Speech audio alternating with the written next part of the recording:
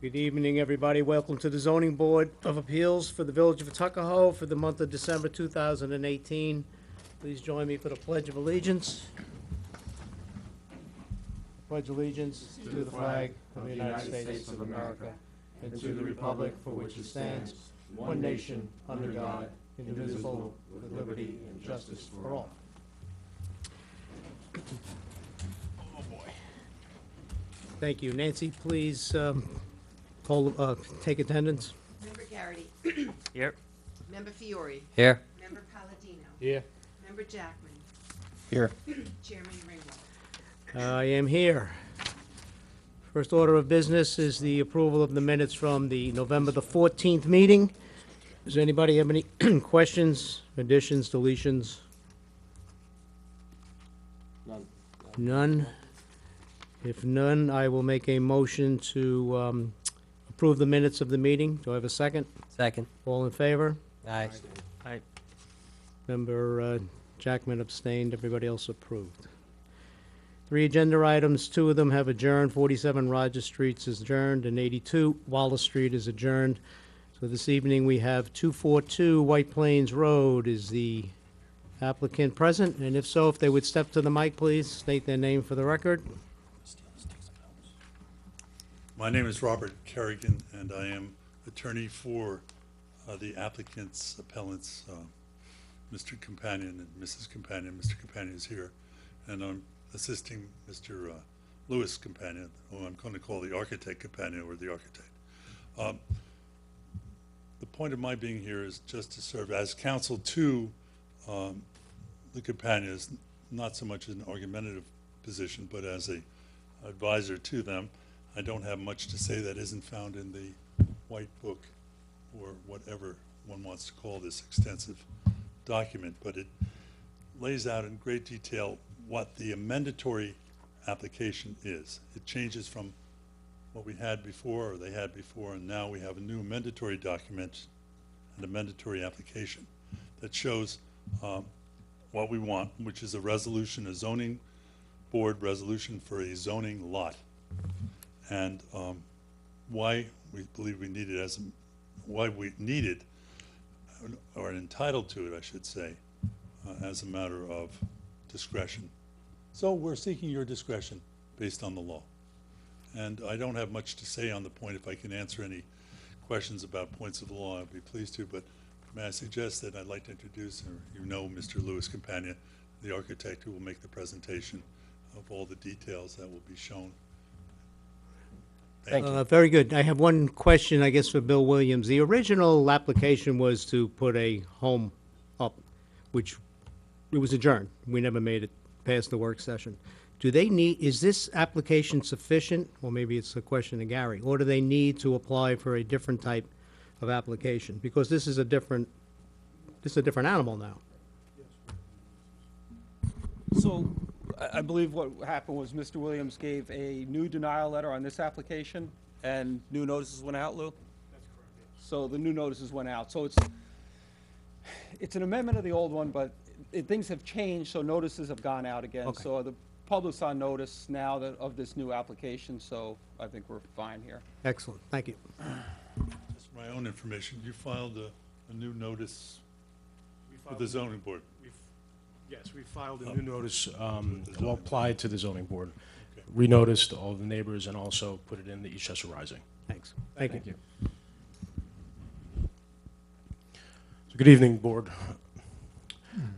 My name is Louis Campana, architect, and son of the applicants, Maria and Matthew Campana.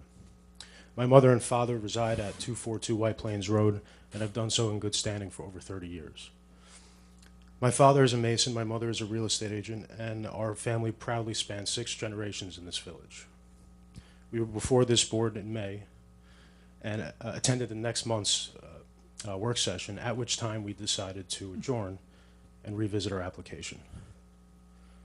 As a result of the previous hearings, consultation with the building department, and extensive research and analysis of the zoning regulations, we're here before you this evening with an amended application for the creation of a new zoning lot on 242, known as Lot 6B, situated in the A5 zone.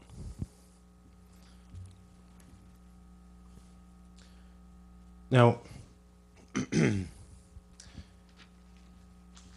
order to completely understand the premise of this application and the unique circumstances that create hardship and burden over my mother and father's property, we must first look at the village of Tuckahoe as a whole. And as the ordinance, or I should say as the comprehensive plan provides, a majority of this village is made up of 1 and 2 family residential developments.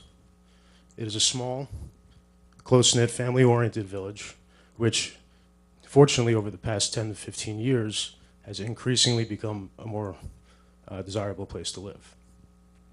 This is evident with the redevelopment of the Main Street corridor, the mixed-use building in Crestwood, the new hotel on Marbledale, and also the multi-story building on Jackson Avenue.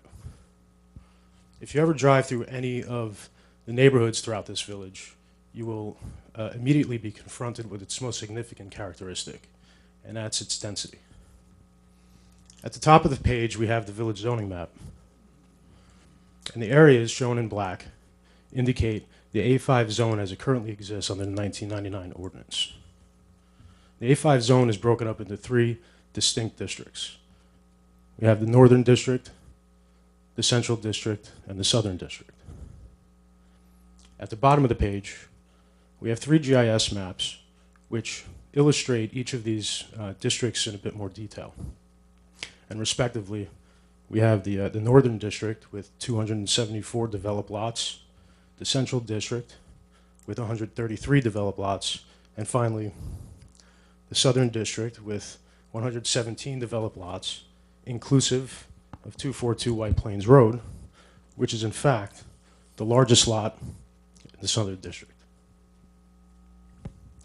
This analysis shows that there are collectively 524 developed lots throughout the A5 zone, all of which were existing prior to the adoption of the 1999 zoning ordinance. And as it stands today, and as this ordinance provides, all lots existing prior to July 1st, 1999, and or redeveloped after the effective date shall continue to be subject to the dimensional regulations of the 1960 ordinance. Sorry, Gary, were you following that? What was the last? I apologize. Can we clarify that last comment regarding the ordinance? Could you repeat that? I apologize. Yeah, so basically, the zoning ordinance prescribes that for any lots existing prior to July 1st, 1999, existing lots shall remain in conformance with the dimensional regulations of the 1960 ordinance. Any lot created thereafter shall conform with the new dimensional regulations as far as lot area and setbacks. So I think as a layman's term, I think everything prior to 1999 was grandfathered in with that 1995. Right, essentially, if they had enactment. split the lot in 1998, they would have been fine. Now that they've split it They after wouldn't be here. 1999, we've got this issue. Correct. That's right. Thank you. So let's shift our focus to the Southern District and analyze 242 within its immediate context. The majority of the Southern District is made up of 3 major subdivisions. The first is the 1897 subdivision of Gifford-Fullen, located here on the map. Across the street is the 1937 Winslow Manor subdivision, shown right here. And just north of that is the 1985 subdivision of Washingtonville Realty Corp. And situated within the Washingtonville subdivision is 242 White Plains Road. Just 266 yards to the south is the village of Bronxville, 150 yards east, and 100 yards north is the town of Eastchester. This aerial photograph here illustrates the density in the area. And if you look closely, and if you've ever driven down White Plains Road, you'd recognize an undeveloped parcel of land, which in fact is a portion of 242 White Plains Road. These subdivisions, among other properties, result in a total of 117 lots existing and developed prior to the adoption of the 99 ordinance. 242 White Plains Road is the largest lot within the Southern District with a lot area of 20,518 square feet. It is the only lot large enough that can be subdivided as of right pursuant to the minimum lot area regulations of the 1999 ordinance.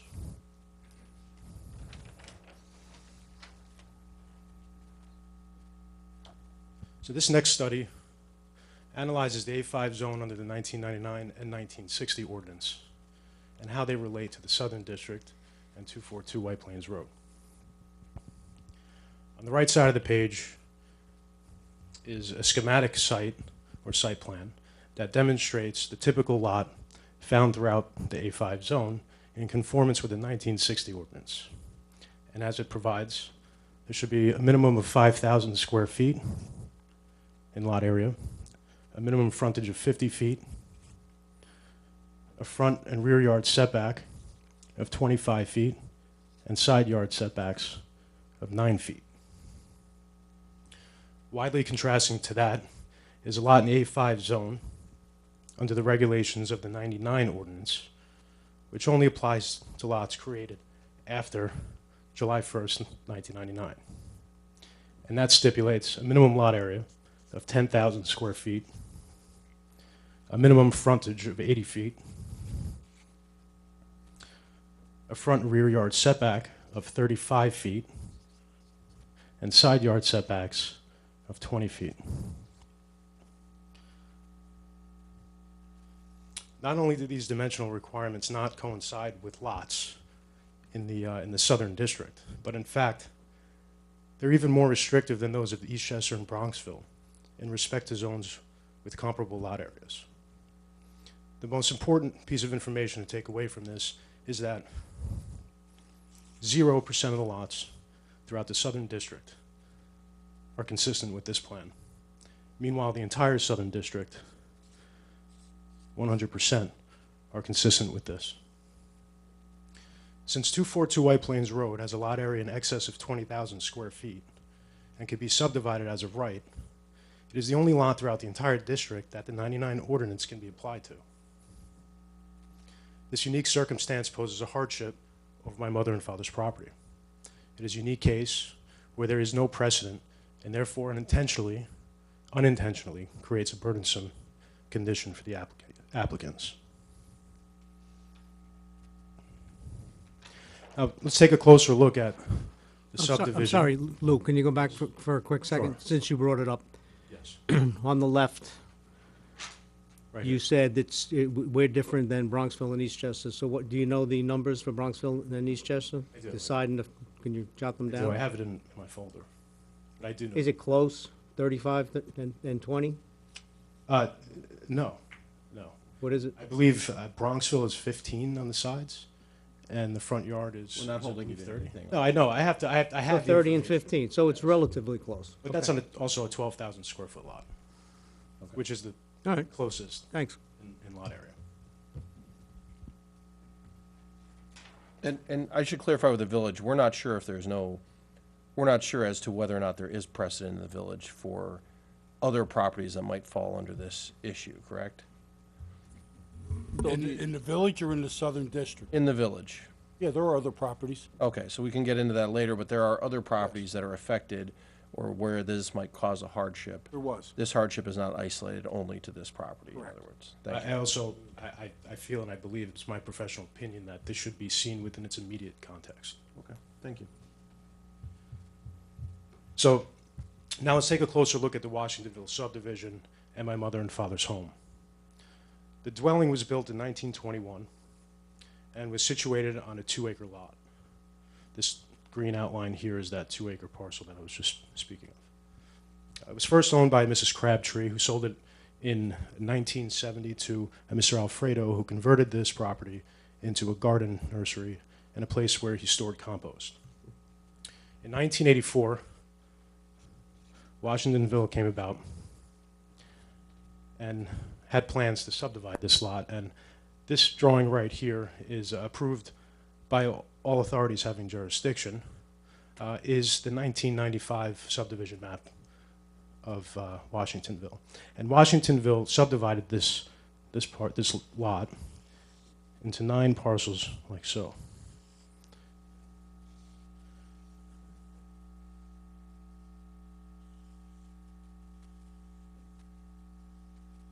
Now, there are 3 of the lots that have direct access to White Plains Road with the street addresses of 240, 242, and 244. The remaining 6 all front Tara Way with the street addresses of 1, 2, 3, 4, 5, and 7. Can I ask you if any of these other properties have split since? Have any of these split? Absolutely not, no. Okay, so this is the first of these lots. This would be the only one to split. Yes. Thank you.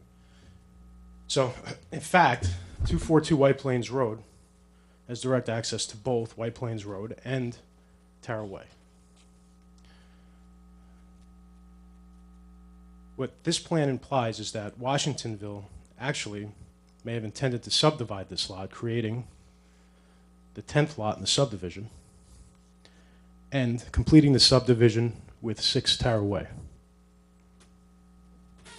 Now, in order to prove this theory, I had to go a bit further and to dig into the utilities. So I actually went to the extent of having my mother and father's property flagged for underground utilities. And I also acquired maps from Con Edison and DPW. Here's the electrical service map from Con Ed and the gas service map, sanitary sewer map, and the storm sewer map down at the bottom. Now, before the subdivision, 242 was serviced by both water and gas, which were beneath White Plains Road. And during the subdivision, 240 White Plains Road, which is located here, was connected to those same mains beneath the street. The same thing goes for 244 White Plains Road. However, during the subdivision, Washingtonville disconnected 242 from White Plains Road and reconnected it into the services beneath Tara Way, both gas and water. This would have made way and possibility for the 10th lot, located here, fronting White Plains Road.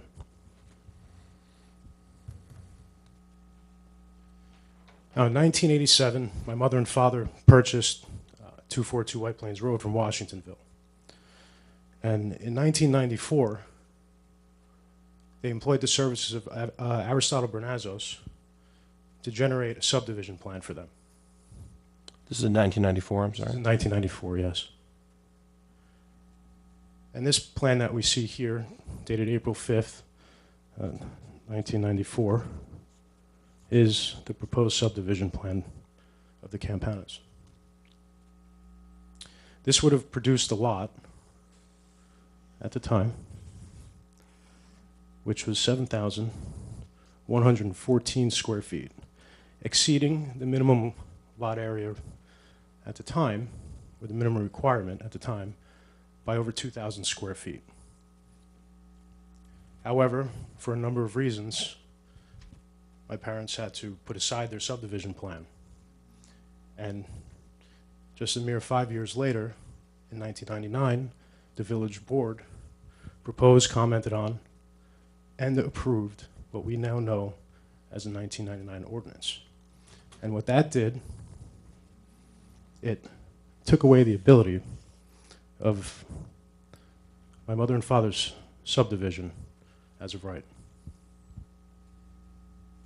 And there was nothing on record ever applied for through the village? No, it was never applied for. Thank you. Since you brought it up, why not? I mean, you knew this was coming in 1999. Why didn't you run in and say, look, let's do Just this? for a number of reasons. And I'm probably one of them, to be honest with you. But no, in all honesty, Mr. Campana, Mr. Campana started his business in 1995, which is only a few months after this was proposed Okay. by Mr. Aristotle Bernazes. So for personal reasons? Yeah. For personal reasons, yes. So this brings us to the application before the board this evening, the creation of zoning lot 6B, which is part of 242 White Plains Road. Pursuant to section 2-4.4, we seek a variance for the creation of zoning lot 6B with a lot area of 8,088 square feet. which is, in fact, larger than 80.3% of all lots within the Southern District. Section 2-4.4F stipulates specific principles which the board must be guided by when granting area variances. And pursuant to subsection F3, we seek a variance for a 20-yard rear yard setback from the existing dwelling to the new zoning lot line. And reasonably, we propose to apply the same principles to Lot 6B with a front yard setback of 27 foot 6 inches, a rear yard setback of 20 feet, one side yard setback at 11 foot 4, and the second side yard setback is at 12 foot 2 inches. And I'm sorry, I'm confused. You're talking about 6A or 6B with 6B. these set, 6B. but you're not proposing to put any home on 6B? No. So why are you referring to side yard and front yard and, I'm lost. We're applying these same principles. We just wanted to stipulate what our setbacks will be. he's setting up the area for a Yes. house, but not applying for the house. Right. So you're doing this in two pieces. Then if the board agrees with you, the zoning board agrees, grants you the right to split this, you're going to have to come back again for the variances to put a house on it. Well, we should discuss this after the meeting, but that's a possibility. All right. Sorry, I'm just, Before we go any further, Mr. Chair, I think. We'll on go that back. one, if I could just address that one, the notices that went out didn't have anything to do with the proposed house. And that's why I'm confused why he's bringing up Right, is these. that's correct, Lou, right? You didn't, it's part of the argument here and why 6B should be a zoning lot, which well, we'll cover in this. the application has nothing in it, though, about 6B and any of these, does it? Because you've only denied him on 6B for the proposed of 8,000. No, there's a denial for 6B for not having a lot size big enough. Right. But that's it. He's talking about specific side, front, backyard. On the application modified, there was no building. Okay, so we just need to clarify what you're applying for. 6B, We understand. there's no variances asked for. We understand there is no building being proposed, but what's important, and the point that we're trying to make is that we could create a zoning lot, right, using these more restrictive setbacks than our neighbors and the 1960 ordinance, which everyone else applies with, and have it fit in to the context of the Southern District. I think, I will speak for myself. I was thoroughly confused as far as what you were going for here. So what you're showing us is a potential lot that would meet all the requirements, or no? I'm not quite understanding. So why are you, We're proposing a zoning lot, yes, lot 6B, 6B, with an area of 8,088. yes, clear. All the little numbers you've written down on the left, Right. are those for 6B? These will be for 6B. Okay, but I think we need to state what's in front of us and what we would approve would not have anything to do with those numbers. That's not anywhere on the application, correct? No, just lot 6B. Right. Lot area. Right, so rear yard. basically, instead of 10,000 square feet, it's 8,000 roughly square feet. That's what you're asking for. Right now, you're not asking for all these additional side, front, et cetera, definitions for the zone. Right, but what we are doing is showing you with these potential variances how this can fit in. And Thank- what we can do to the site. Thank you. I think we just need to clarify what you're applying for versus kind of what's down the road. But I mean, most of the variances that we're looking for in this application are 6A. So if you could talk on that a little more, because that 20-foot was the only one you mentioned. Almost everything else is, let's see. The other one is side yard, 16 feet. Now, this is an existing structure in previous, in the village, an existing structure. We're not going to hassle you on an existing side yard. The only change you're making really is the rear yard. That's correct. Yeah. Right. Let me ask something. With regard to 6B, they're asking for a variance, and it's gonna be, your proposed is only 8,095 square feet. Are we granting that they will be able to build on that lot and not have to come back when they do propose a building on that No. lot? To get a variance to build on a lot less than 10,000 square feet? No, all you're granting, if you grant anything, would be the substandard lot of 8,095 square feet. Nothing else, just that you're making it a separate lot. and In that it's- lot. There's no building on it, Correct. right. But for the sake of argument, the poor gentleman could get his division and then come back in, and the next board says, yeah, no, you can't build a house on 8,000 square feet. They could. Yeah, that's our, I just, that's our, just want to, that's yeah, the purpose of our amendment. yeah, yeah, We're okay, splitting this up. okay. So, this just goes through, it's an analysis of Lot 6B, which will come in front of the board again, obviously with the house, but this is an analysis of Lot 6B and underneath the 1960 ordinance and 1999 ordinance and how they compare with one another. So, here is Lot 6B on, under the dimensional regulations of the 1960 ordinance. After offsetting the required yards, we end up with a buildable lot area of 2,691 square feet, which is 33.2% of the lot. And again, this is consistent with 100% of the Southern District. Here, on the right-hand side is Lot 6B under the current ordinance. And after projecting those setbacks, we end up with a buildable lot area of 781.4 square feet, Which is which tiny. is 9.6% of the lot. And keep in mind that Lot 6B is larger than 80% of all lots within the Southern District. And what's that backyard setback again on that? On the This is 19? 35 feet, Yep. 35 feet, 20, and 20. Now, this would produce a building footprint of 49 feet by 13 feet, okay, which is 637 square feet.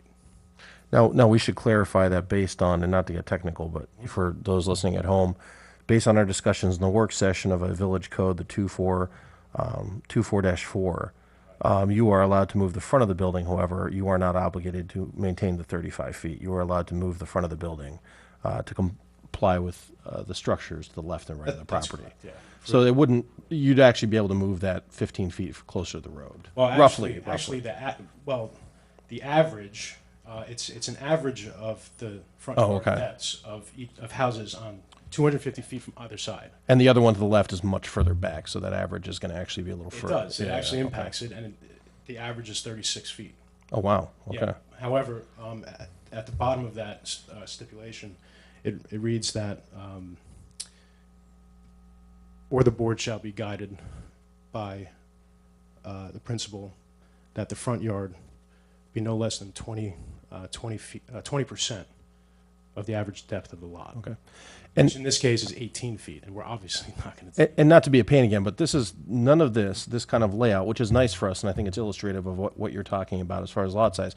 None of this actually has bearing on what you're applying for here, because you're not applying for, excuse me, John, front, back, side yard variances for the 6B property. You're just applying for correct. lot size. Yes, not right now. Thank you. This is just to show how this lot will work, can work. And this is an argument that you're gonna have to present if and when you come back to apply for a building. For a house, yes. Thank you.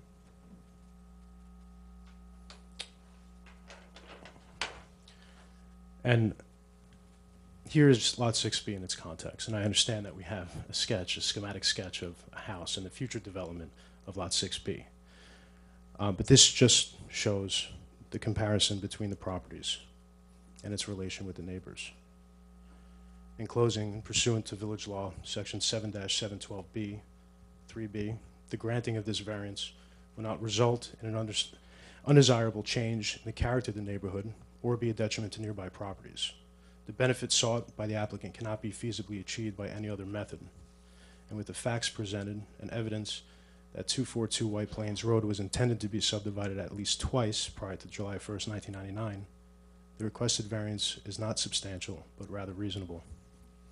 The proposed variance will not have an adverse effect on the physical or environmental conditions of the neighborhood or district. And finally, the alleged difficulty is in fact not self-inflicted. Thank you. Before we go any further, could I ask for one clarification for village purposes? When he refers to hardship, I know that's a very strong part of the zoning code. You know, we have a lot of leeway when someone claims hardship. Is that strictly financial, or how exactly is that defined for the village? I don't believe it's defined in the village. It's ultimately up to this board what the hardship is. I But just, we're allowed to determine that ourselves. It's not based on a Right, I don't village believe it's- definition. offhand, I don't believe it's defined in our code. Okay. I'm pretty sure. No, that's what I'm looking for. So there's no clarity within our So, code yeah, it's- exactly what hardship means for this purpose. Right. That's what they have to show this board, a Okay. proven hardship. No, thank you. I just want to make sure that there's no definition on the books already that would preclude them from claiming hardship. Thank you. Technically, the word hardship in the zoning context is the inability to use your land. That's a very old definition, and the ordinance itself harkens back to the older words. But it is, in the context of modern zoning, it's where you're going in your. Okay. Thank you for the clarification. Can I conclude by just saying, we ask that the board grant this relief of a variance per the zoning ordinance, and thank you. Thank you. Thank you. So I think procedurally, we had spoken in the work session, I think what, I think everyone agreed upon was that you're gonna open the public hearing. You're gonna keep it open at least till next session.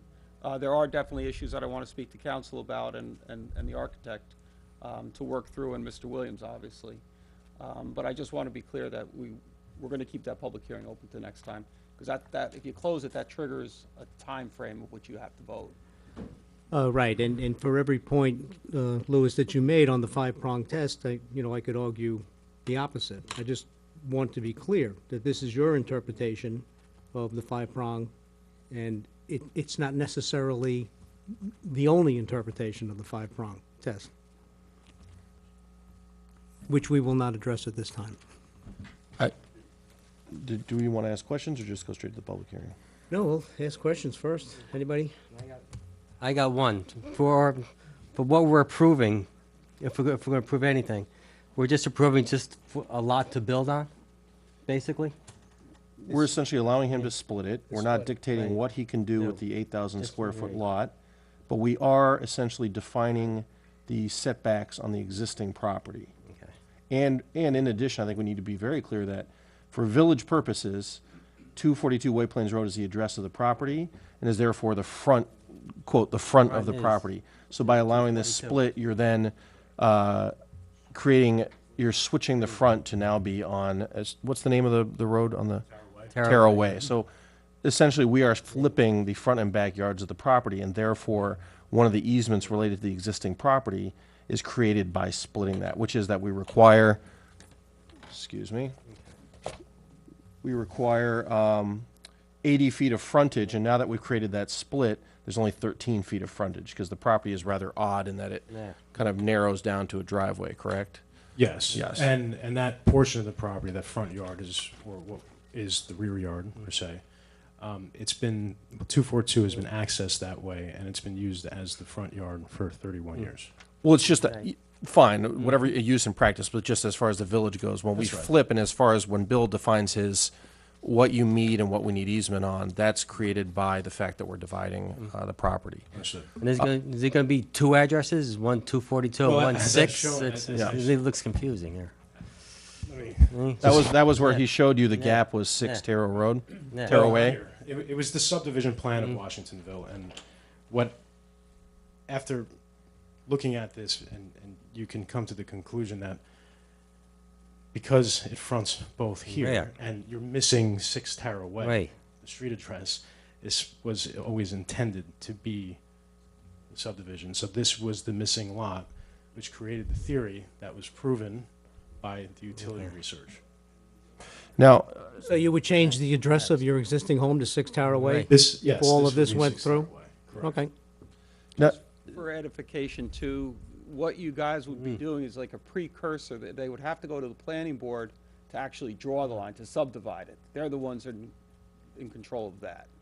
But you would give them the ability to do that. by giving them the easements on the existing Exactly. property. They wouldn't be able to say, okay, we're gonna draw that line in, because now that existing house becomes it's a non-conforming. Yeah, I mean, one of the problems is it's an awkward property in that the driveway that has that loan there, but it does open up, and I'm not sure, to be honest, I'd probably need a site visit to see how much front yard that leaves you, if it leaves you with a comfortable space, because it looks like a decent-sized space. It is, and, you know, the lot at the end of the day, if this were to go through, it would result in the existing dwelling 6 Tara Way. Right, so that's the one I was looking at. You have a decent amount of size to the right of the property and kind of swinging around Right.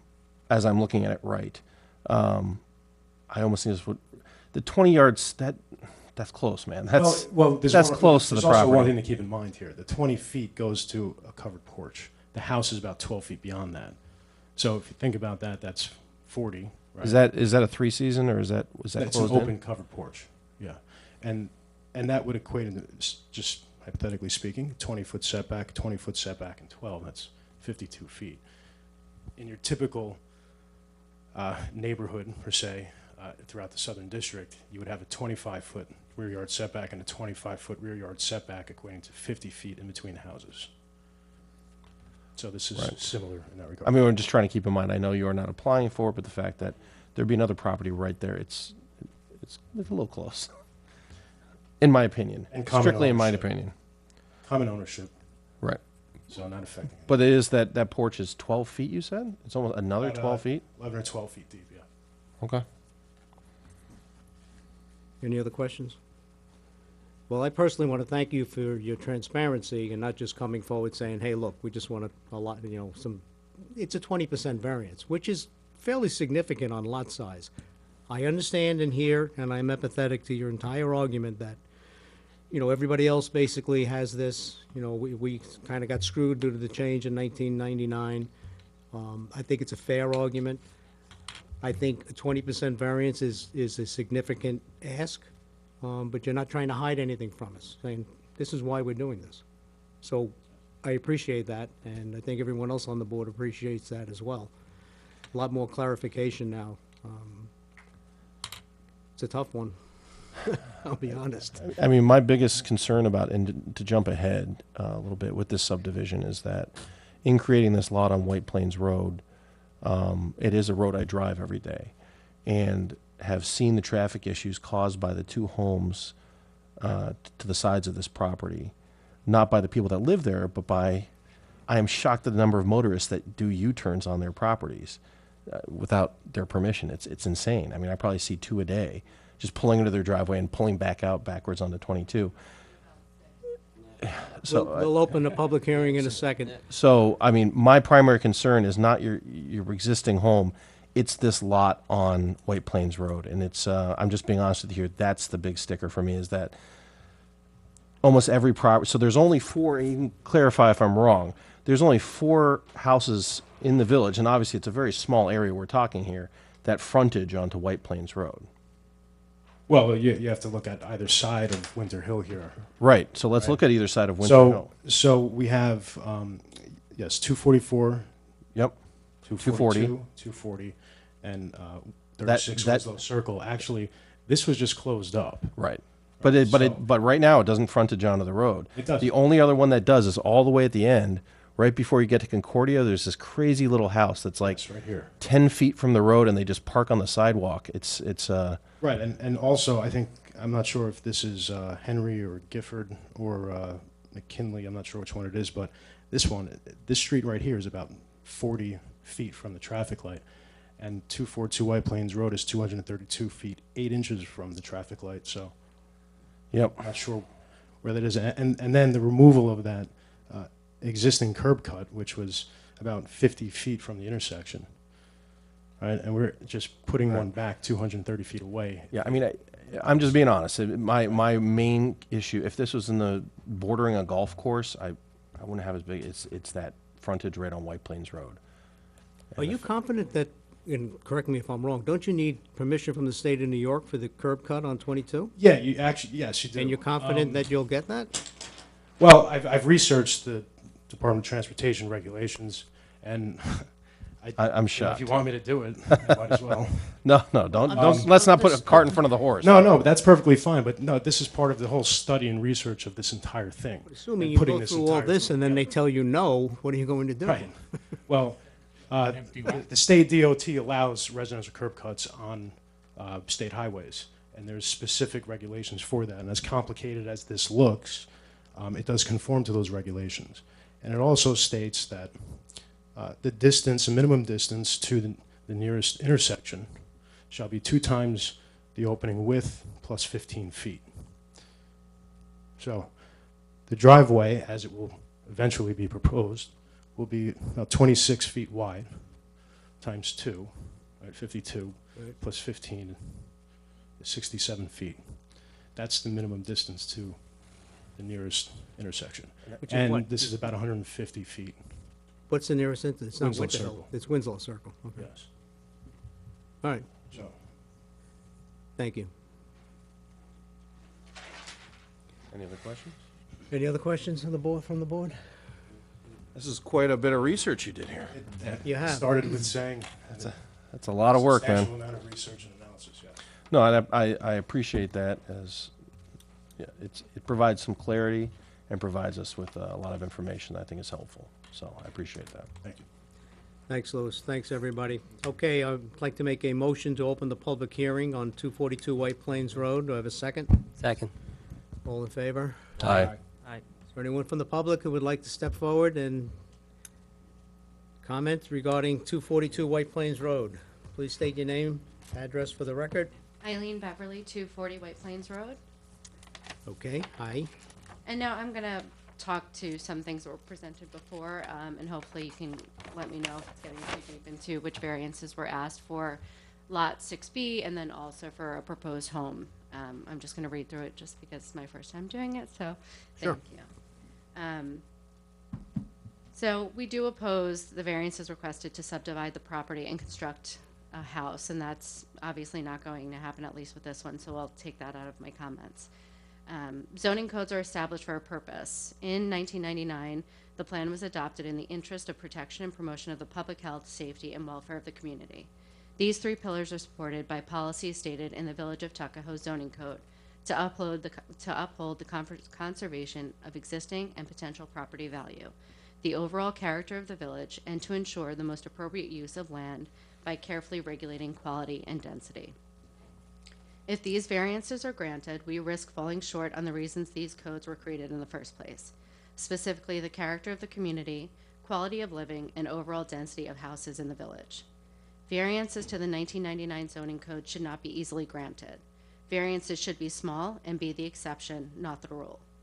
Additionally, these are mature zoning codes, almost 20 years, leaving ample time to react to the 1999 rezoning. As parcel 6A is the existing dwelling and the house was constructed prior to the July 1st, 1999 codes, my focus will be on the variances requested for parcel B. Parcel 6B is located directly adjacent to my house and will have the largest detriment to my family's well-being and myself. As stated above, the variance requested are significant and substantial. Lot size. Any lot that is created after July 1st, 1999 shall not be less than 10,000 square feet. The variance requested is to create a lot, the new one, approximately 8,000 square feet, 20% less than the minimum lot size required by code. Considering the lot size set in 1999, approving this variances will certainly create more density to the neighborhood and adding 2 non-conforming lots to an already densely populated area. The front and the rear setback.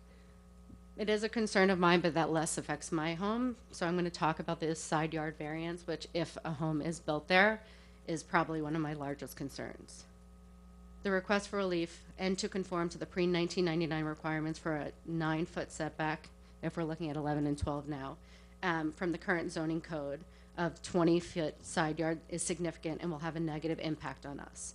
Our house, also built pre-1999 zoning requirements, is 9 feet and 1 inch from the house to the property line. If this variance is approved, we risk a new house being constructed only 18 feet from our house. This will not only be extremely limited space between the 2 homes, it will look out of place on a main road as if 2 houses are on top of each other. Our living room windows are also on this side of the house, and we fear that we'll lose any light to the side of our house if a home is constructed there. In addition to the large number and substantial variances requested, we are fearful of the impact of the construction will have on our house. Parcel 6B is primarily rock, and it's on a hill, so even if we don't blast the rock, which apparently is no longer an option in Tuckahoe Village, drilling or other methods may have an effect on my house.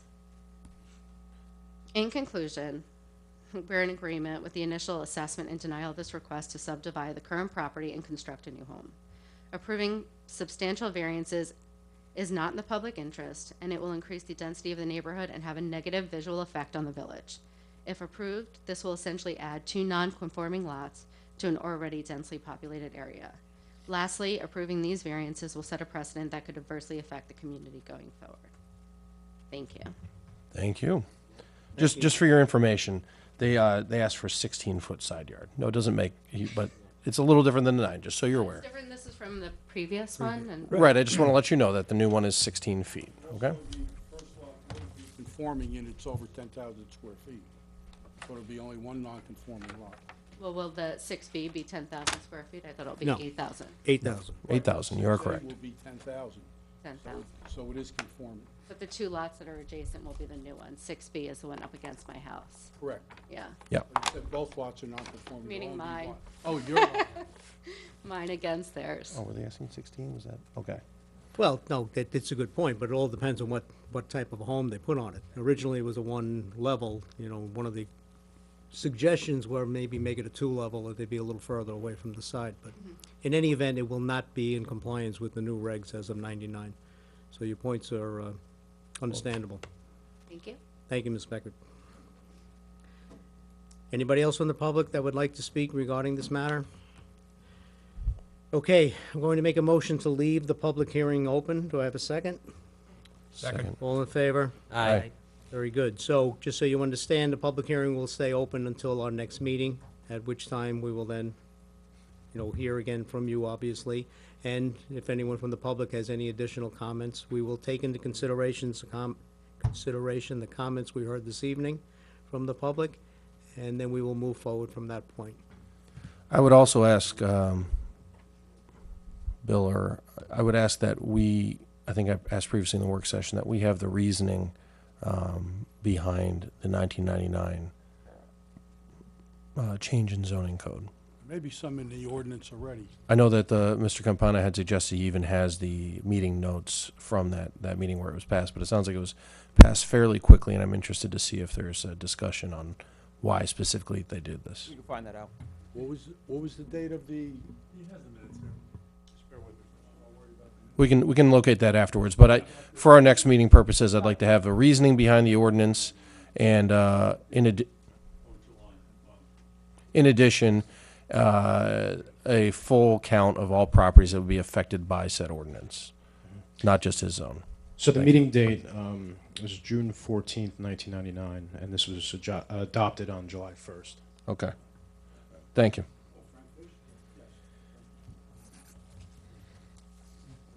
I have one request, or maybe it's a question for our attorney.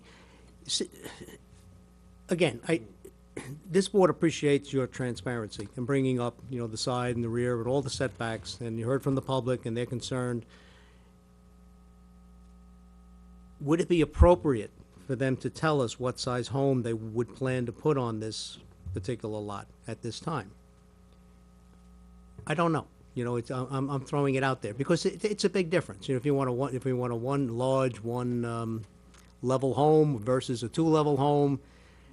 So we did cover this. We did cover this during our last meeting in Yeah, we did. May.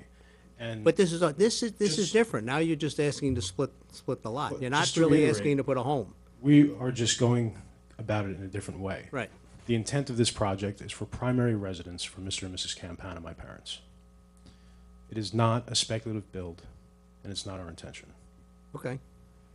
And I want to be very clear that this has nothing to do with your parents or your family or anything regarding who we think is going to live on the property. So there would be no, we're not trying to discriminate against anyone's parents or what. It doesn't even make a difference to us whether someone else is living on the property or your parents.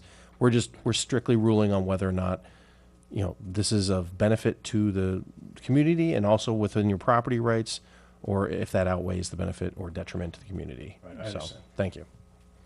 Can I just comment to the chairman's point? The as-built is not even in existence yet. It's just a scheme that he showed, just a schema, sorry. The as-built is not in existence yet. I think There's that's, no as-built, there's not even proposed. I think that's what he was asking the lawyer is, I think the way you have to look at it is what he can build as of right if this goes through. which is essentially, when he showed us the Then he'll have to picture, come the back very to you. tiny little 600 square foot property as of right is what he could have built. I think that provides a very, Yes, Mr. Jack. I think that provides a very clear picture. This gentleman showed us this very illustrative, this right here. So essentially, he's showing us right there, Yes, as of right, that's what he can build on the property he's trying to create, under the 1999 square. Right. May I comment, that may not be habitable.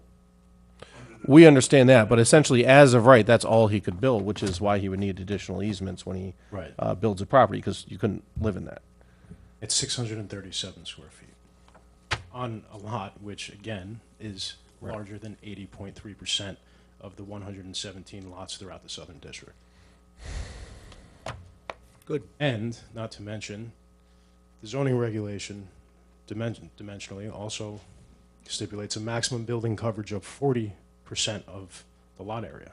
Yep. So there's extreme contradiction here. I would say for me, it's if we find out the reasoning to the ordinance, that means a lot to me. Right. If we find So out, I don't think it was properly vetted at the time. That's my understanding.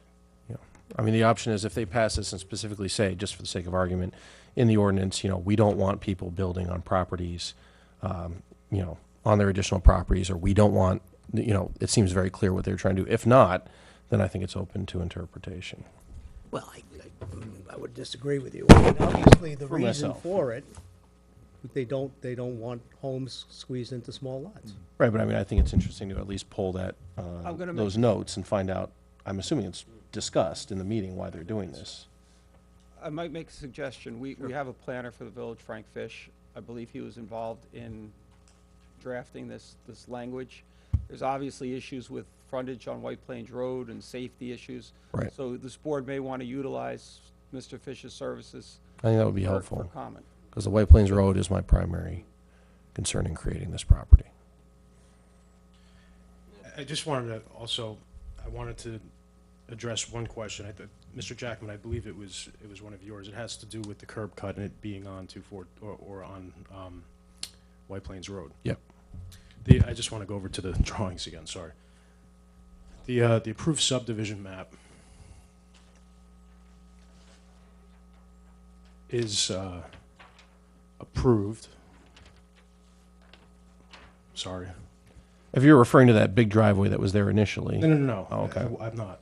Right here, there's a proposed driveway here, curb Yep. cut on 22, not this circular driveway. Yep. Right. So this is actually approved with a curb cut on 22. Yep. Back in the 60s, I don't know if they knew how Back in 19. packed this town was 1985. this village was gonna get eventually, 85. but yeah. And then obviously we would have the curb cuts of 240 and 244 White Plains Road Right. along with that. The issue with the intersection, I've experienced that intersection for over 30 years, and before that light was actually there, it used to move smoothly. Right. Ever since they put that light there, that's where we sort of create all those issues. And I'm not, and I meant to ask, the lady got up to discuss this, but it is, I have never seen anything like the moves. I mean, the gentleman to the left of the property in 244 has chains up in his driveway to stop people from using it. That's how bad it is. And again, I see at least. That's one solution to it. Right. I mean, I see at least twice a day, It's not, listen, quite frankly, it is not the residents' purpose and duty to prevent people from breaking traffic laws. So I don't think that's, a valid argument here. Okay. The Fair enough. U-turns in 22. Fair enough. Okay. Anything else? Not at this time. Okay, as I mentioned, the public hearing will remain open until our next meeting. And thank you very much again for your transparency and your explanations. It's very helpful. Thank you, Board. All right, thank you. Thank you. Good night. Any other points of interest, business that we need to discuss? Everyone has a happy holiday? All right, sure. Happy holidays. Merry Christmas to everyone. Christmas. Yeah, I'd I'd like like to to make echo a that mo- too. Merry Christmas, everyone. The next board meeting is July 2nd. January. Wednesday. January. July, wait. I'm thinking July 1st, 99, that's my problem. No, not the second. It will be, Second Wednesday. Second Wednesday, Wednesday, yes, Yeah. sir, Second Wednesday. in January. All right. I'd like to make a motion to close this meeting. Do I have a second? Second. All in favor? Aye. Thank you. Good night, Tuckahoe.